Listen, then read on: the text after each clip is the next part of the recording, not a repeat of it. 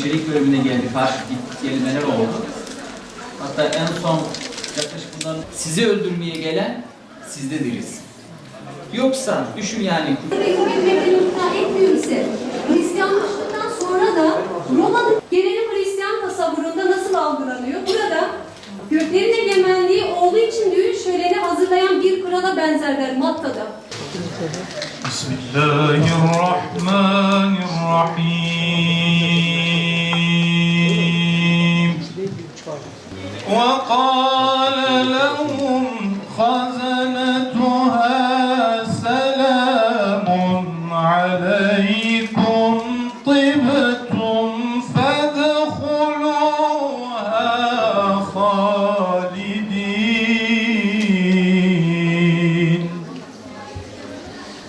وَسِيقَ الَّذِينَ اتَّقَوْا رَبَّهُمْ إِلَى الْجَنَّةِ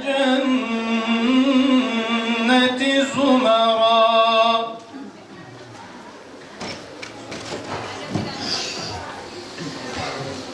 حَتَّى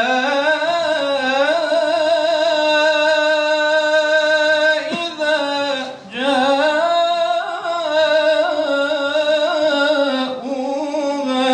وَفُتِحَتْ أَبْوَابُهَا وَقَالَ لَهُمْ خَزَنَتُهَا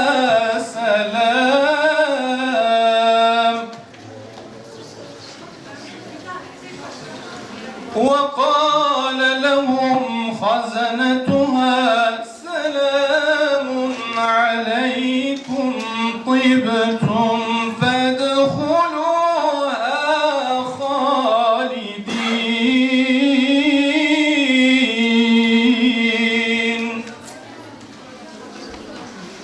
Büyük İslam Komutanı Selahattin Eyyubi, Kudüs'ü fethederken uzun yıllar boyunca İslam dünyasını gezip birlik ve beraberliği sağlamıştır.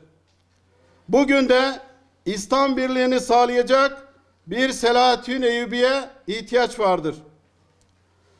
Kudüs'ün tutsallığı, Gazze halkının mazlumu, Kudüs'ün yeniden fethedileceğine inancımız tam olacaktır.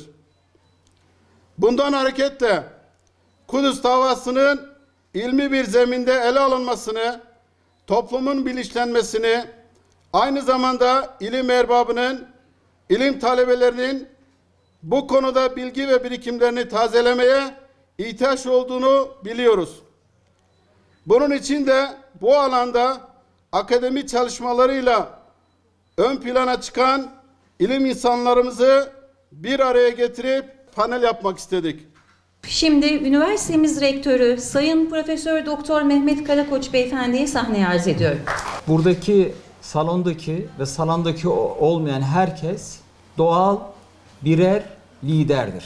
Biraz önce başkanın üzerine bu söz olmuyor ama bir Selahattin aramaya, bir Kudüs Fatih aramaya gerek yok. Hepiniz birer bunun adayısınız. Filistin için, Kudüs için bir şey yapmak istiyorsanız temel göreviniz öncelikle çok iyi bir şekilde kendinizi yetiştireceksiniz. İçinizdeki ateşi, içinizdeki Kudüs sevgisini ya da karşı, yani düşün bir soykırım uygulayan bir Siyonizme karşı, Siyonistlere karşı, İsrail'e karşı öfkenizi hep diri tutacaksınız. Hep en iyi bir şekilde onun tutmanın ve en güzel yeri de bir araya gelmektir.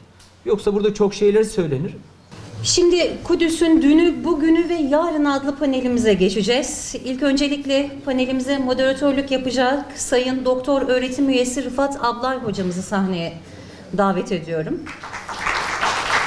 Hemen akabinde Osmanlı Devleti İdaresi'nde Kudüs adlı sunumunu yapmak üzere Profesör Doktor Oktay Bozan hocamız.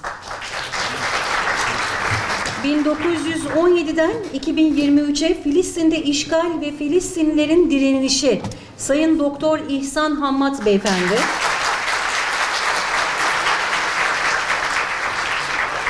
İslam, Kimlik ve Kudüs adlı sunumunu yapmak üzere Doçent Doktor Ziya Polat, Mardin Artuklu Üniversitesi'nden misafirimiz kendisi. Filistin'in bugün yaşamış olduğu akıbeti diğer İslam beldeleri de yaşayacaktır. Bunun acı sonuçları olacaktır. Bundan ötürü Selahaddin Eyyubi Filistin topraklarını, İslam beldelerini ve özellikle Kudüs'ü fethettikten sonra bazı komutanlar veya bazı aşiret liderleri, kabile başkanları zaman zaman Selahaddin Eyyubi'ye rahimahullah sitemde bulunuyor veya sitayişte bulunuyor. Zaman zaman eleştiride bulunuyor bazı kararları noktasında. Selahaddin Eyyubi de ben Kudüs'ü sizin kılıçlarınızla değil Kadi Fazıl'ın kalemiyle fethettim diyor. Yani bu ne anlama geliyor? Başkanımızın da giriş konuşmasında belirttiği üzere bizler İslam birliğini, ümmetin birliğini tesis edebilmek için öncelikle kendi eğitim altyapımızı gözden geçirmemiz gerekir. Sayın Rektörümün de belirttiği üzere birey olarak hepimiz kendi üzerimize düşeni fazlasıyla yapmamız gerekir ki bizim yapmış olduğumuz bireysel çalışmalar topluma da yansımış olsun. Bundan hareketle Kudüs nedir? Kudüs geçmişte kimindi? Nasıl işgal edildi? Günümüze nasıl gelindi? Son özellikle 100 yılda neler yaşandı? Buna dair bir kronoloji oluşturmaya çalıştık. Şimdi eğer müsaadenizle öncelikle sözü hem kronolojiyi oluşturma adına hem de misafirimiz Mardin Artuklu Üniversitesi'nde doçent doktor Ziya Polat hocamız İslam, Kimlik ve Kudüs adlı sunumunu gerçekleştirecekler. Kudüs'e kimlik ve şahsiyet verecek olan tek düşünce biçimi, tek yapı, tek inanç İslam'dır. Bunun dışındaki hiçbir düşünce ne olursa olsun, hiçbir medeniyet, hiçbir anlayış, hiçbir zihniyet Kudüs'e ne kimlik verebilir, ne şahsiyet verebilir, ne bir bakış açısı kazandırabilir. Nitekim tarih boyunca bunun çok fazla örneklerini gördük, çok fazla örneklerini yaşadık, yaşamaya da devam ediyoruz. Batı medeniyetinin karakterini düşündüğümüzde arkadaşlar, Amerika'yı keşfiyle birlikte arkadaşlar, Amerika kıtasında yaşayan 20 milyon Kızılderili var. Bugün Amerika'da sadece 500 bin Kızılderili var. Afrika'daki sömürgeciliği düşündüğümüzde oradan Amerika'ya, batıya insanlar topraklarında, vatanlarında çalışırken, işlerini yaparken esir alınıp oralara getirilip parayla satılıyor. Birinci Dünya Savaşı, İkinci Dünya Savaşı. Tarihte örneği yoktur arkadaşlar. Milyonlarca insan Batı'nın tahakkümü, Batı'nın yaptıkları sonucu. Sömürge hareketlerini falan, işte yapılanlar şu bu falan tamamını göz önünde bulundurduğumuzda aslında bugün yaşadığımız şey Batı'nın karakteristik yapısının bir sonucu olarak ortaya çıkıyor ve Batı hiçbir zaman toleranslı olamaz. Ötekini benimseyemez, kabul edemez, varsayamaz. Kendisi dışındaki hiçbir şey yoktur. Dolayısıyla ya kendisine tabi olacak, kendisi gibi olacak ya da imha edilecek. Bugün Kudüs'te yaşadığımızda bu deyip arkadaşlar. Bugün sizlere Ziya Hoca'nın aslında üzerinde durduğu İslam kimliğinin bölgeye sunduğu ortak yaşamın hilafına Batı medeniyeti ve Batı medeniyetinden beslenen medeniyetlerin çatışma kültürünü hangi yöntem ve yaklaşımlarla icra etmişler? Bunun üzerinde durarak bir sunu yapmak istiyorum. Çatışma kültürü ve ötekinin icat bağlamında Kudüs. Kudüs'e bugün bu minvalden bakmayı gerekli görüyorum. Çünkü içinde yaşadığımız ortam tamamıyla bunu gösteriyor bizlere. Öncelikli olarak şunu ifade etmeliyiz ki her medeniyetin beslendiği bir dinsel altyapı vardır. Biz bugün her ne kadar seküler olduğumuzu, modern olduğumuzu iddia etsek bile sekülerizm bile dinsel argümanlarla harmanlanarak ideolojiye, kimliğe dönüşmüş durumda. Bugün bunun yansımalarını pekala görüyoruz ve Kudüs'e bakarken Kudüs'ün ötekileştirilmesi, daha doğrusu Müslümanların bölgede ötekileştirilmesi, çatışma ortamının oluşması tamamıyla dinsel altyapının ürünü ve bunu ideolojik olarak günümüze de getirmişler. Şimdi Yahudiliğe baktığımız zaman Yahudilik Tevrat muharref bir kitap, bizim inancımıza göre değiştirilmiş. Ancak değiştirilirken şu noktaya temas etmek istiyorum. Özellikle Asur ve Babil dönemi Yahudilerin bölgedeki krallıkları müşahede etmelerinden dolayı kendilerine bir devlet biçersek nasıl biçeriz, bunu nasıl altyapıyla sağlamlaştırırız sorusunu sorduklarında teokratik bir anlayış üzerinden Tevrat'ı yeniden şekillendiriyorlar ve bu noktada ben şu iki babı çok önemsiyorum. Çıkışın 15. babında diyor ki Rab cenk eridir, ismi Yahova'dır ve devamında Rab sizin için cenk edecektir ve burada çıkarmamız gereken en temel şey aslında Tanrı'nın Yahudiler için cenk edeceği, Tanrı'nın Yahudiler adına savaşacağı ve bu savaş esnasında bir karşıt grubun olduğu. Aslında Tanrı savaşçı bir Tanrı Yahudi tasavvuruna göre ve Kudüs'e hep bu minvalde bakmışlar. 18. yüzyıldan sonra artık Kudüs batıdaki kralların, imparatorların kendi Hristiyan dünyasındaki meşruiyetini perçinlemek adına hakimiyet mücadelesi verdiği bir yer olmuştur. Osmanlı Devleti'nin son dönemine geldiğimiz zaman gittikçe bu anlamda Avrupa'nın teşviki, Avrupa'daki sermayeyi ve basını elinde bulunduran siyaseti etkileme gücüne sahip olan ve daha sonra da işte Siyonizm, Siyon sevdalıları diyebileceğimiz sapkın bir ideolojinin taraftarlarının yönlendirmesiyle 1850'lerden itibaren çok yoğun bir şekilde o bölgeye dini amaçlı değil, siyasi amaçlı bir devletin kurulmasına zemin hazırlayacak olan bir göç dalgası başlıyor. Aslında tabii Kudüs Hristiyanlar için ve Yahudiler için bir hac beldesi.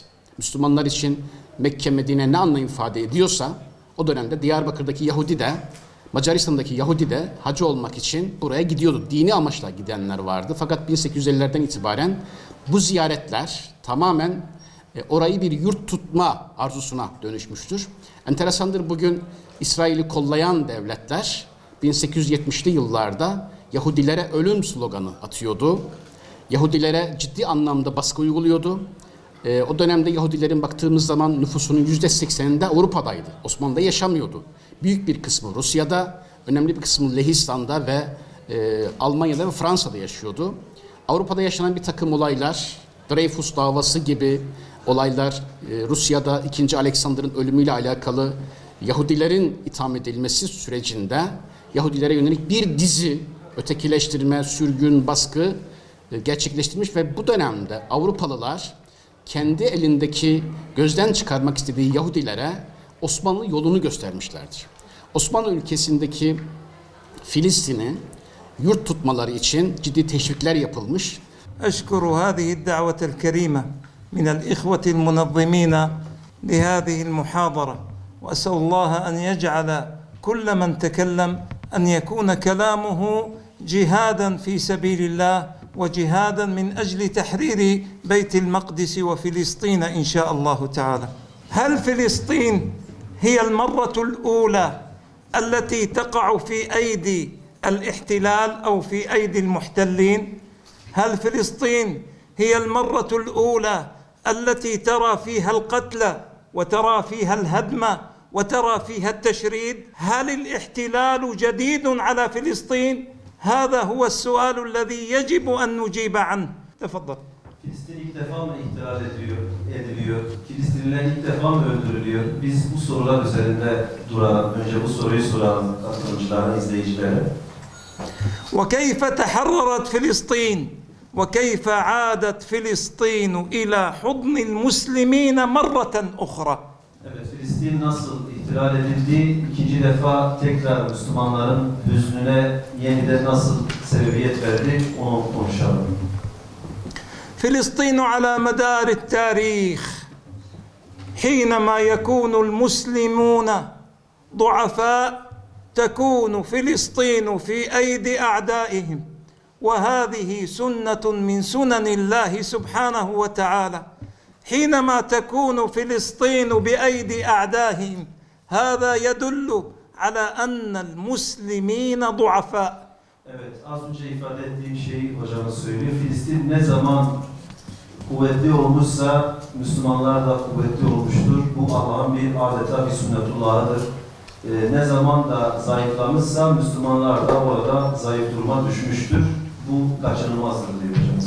ولذلك فلسطين لا ترتبط بالفلسطينيين وحدهم ولا ترتبط بالعرب وحدهم.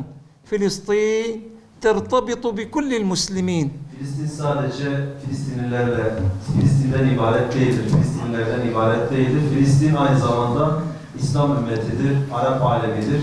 Filistin bunlardan ibarettir. يقول أحد المفكرين من الإخوة الهنود يقول أعداؤنا ماذا جعلوا في قضية فلسطين؟ جعلوها في البداية قضية المسلمين، ولذلك كان كل المسلمين يهتم قضية فلسطين، ثم بعد ذلك ربطوا قضية فلسطين في العرب، ثم بعد ذلك ربطوا قضية فلسطين بالفلسطينيين وحدهم، وأصبحت قضية فلسطين مع الأسف الشديد تخص الفلسطينيين وحدهم. لم يعد كثير من العرب يهتم بقضية فلسطين، لم يعد كثير من المسلمين يهتم بقضية فلسطين. Evet, maalesef bir Hintli bir mütefekkirin de belirttiği gibi Filistin davası öyle bir hal aldırıldı ki Filistin davası sadece Filistinlilere has kılındı ve Filistinliler bu konuda yorum olarak söylüyorum yalnız bırakıldı. Hatta Arap aleminde bir takım yazar çizerler de bu konuda gayret sarf etmektedirler. Filistinlilerin yalnızlaştırılması adına, ümmetten koparılması için. حينما احتلت فلسطين في زمن الصليبيين كيف كان حالهم؟ كان حالهم يشبه حال المسلمين الآن في التفرق والضعف وإقبال المسلمين على الدنيا وكراهيتهم للموت. حالهم في الأمس يشبه حالنا اليوم تماما، لا فرق بينهما. Filistinlilerin Haçlı emperyalistlerin ayakları altında çiğnendiği dönemde nasıl ki yani kötü bir hale düşmüşlerdi, ölümler vesaire nasıl oluyor ise aynen bugünkü Filistinlilerin durumu da bu şekilde. Yani o günüyle bugün arasında bir fark yoktur.